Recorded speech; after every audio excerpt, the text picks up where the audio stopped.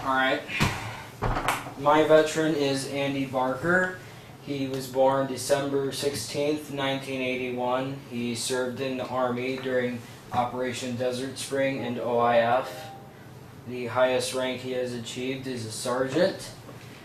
And today is May 27th, 2017 in Caledonia, Michigan.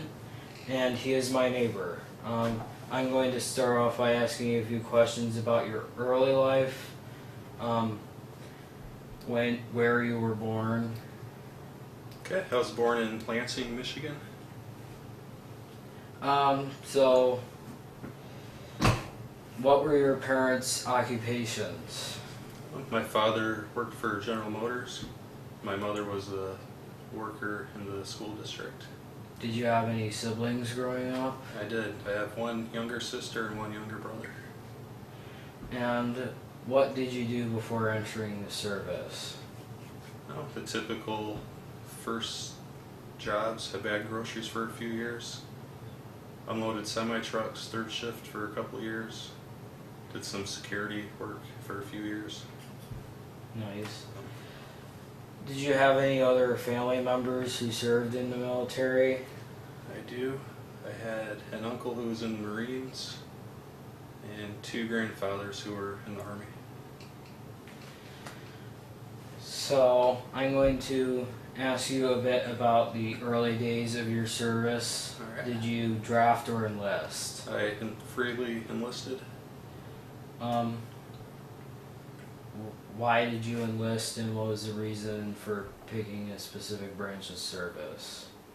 It was just kind of something I've had always wanted to do. So, what was your training like? Basic training was in Georgia, so it was hot and it was long. I went through infantry basic training, so it was pretty much all weapons training and outdoor survival. How well did you adapt to military life? I adapted quite well. No problems there.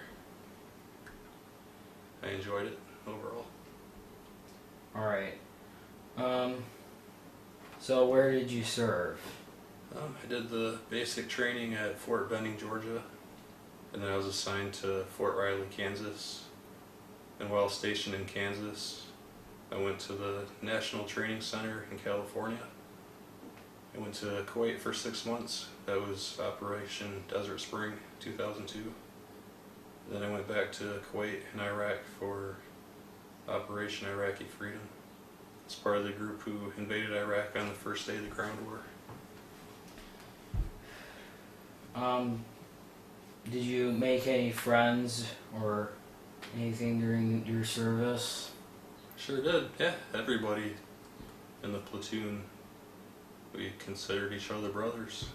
We were very good friends. Alright, I'm going to skip any questions relating to actual combat. I know you are uncomfortable regarding that. Yeah. How did you stay in touch with your family back home? We could write letters to home, so I would keep putting letters in a bag. But because we were with the invasion, we moved every day, city to city, so I never really received anything. There were no phones or internet or any of that at the time. Alright. When and how did you return home?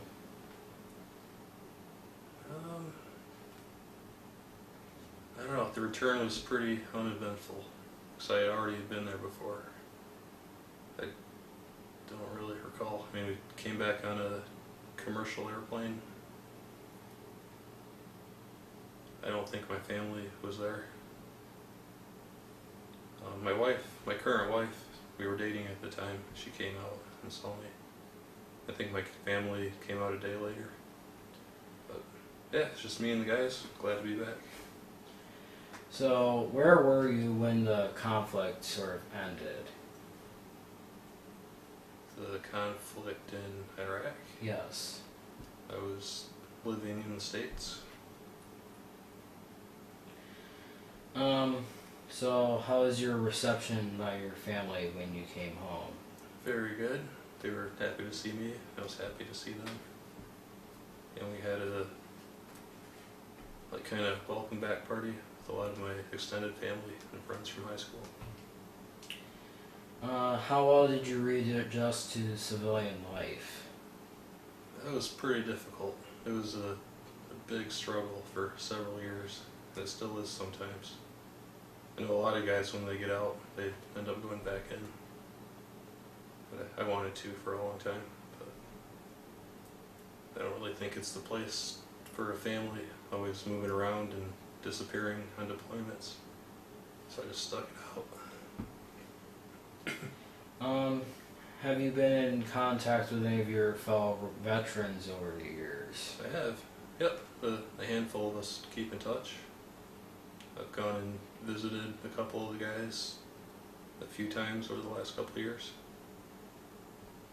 We're all in different states, so it's difficult. You have to buy a plane ticket, that kind of thing. But So, how do you feel regarding other people knowing you're a veteran? Do you want other people knowing that you served?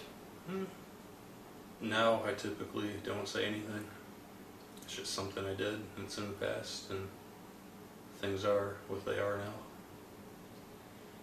now.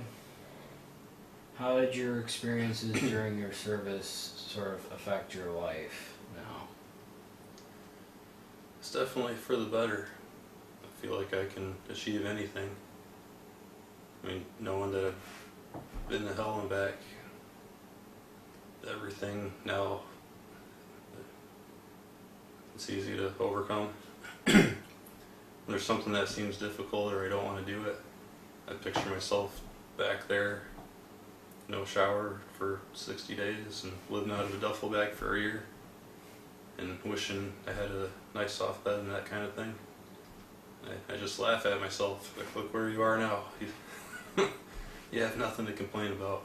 There's nothing you can't do. Are there any stories during training or during your service you would feel comfortable in sharing? Sure. Just any kind of story? Yeah. Alright. I was in the infantry, so it's all males, and just a lot of joking around, all kinds of pranks and that kind of thing. So when we were in the States, it was a good time. Over in Iraq, I mean, that was a good time too. I'd already been over there once, so the second time wasn't as big of a deal. And I honestly didn't plan on coming home alive, so I was just kind of going with the flow, doing my job. No big worries, I guess.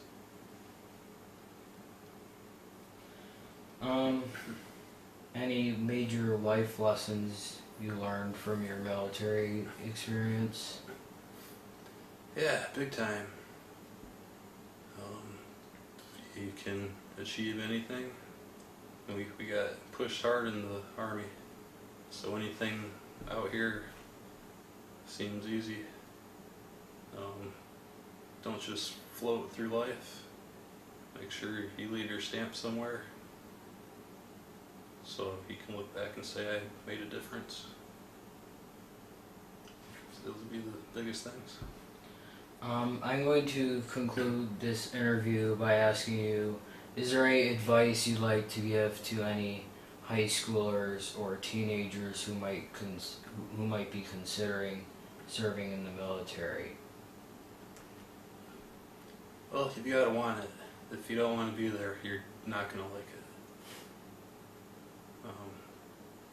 Yeah, if you do it, make the most of it. When you're there and you find out you're getting sent away for a year, it seems so long.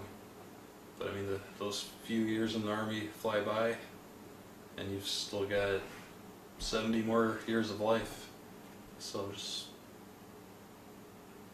try to savor it and make the most of it, I guess. Because a lot of people have the countdown. They're counting down the days till this is done or until they're done with the Army. But just like everything else in life, once it's over, it's flown by. So yeah, make the most of it. Alright. Thank you for taking the time to do this interview, and thank you for your service. You're welcome.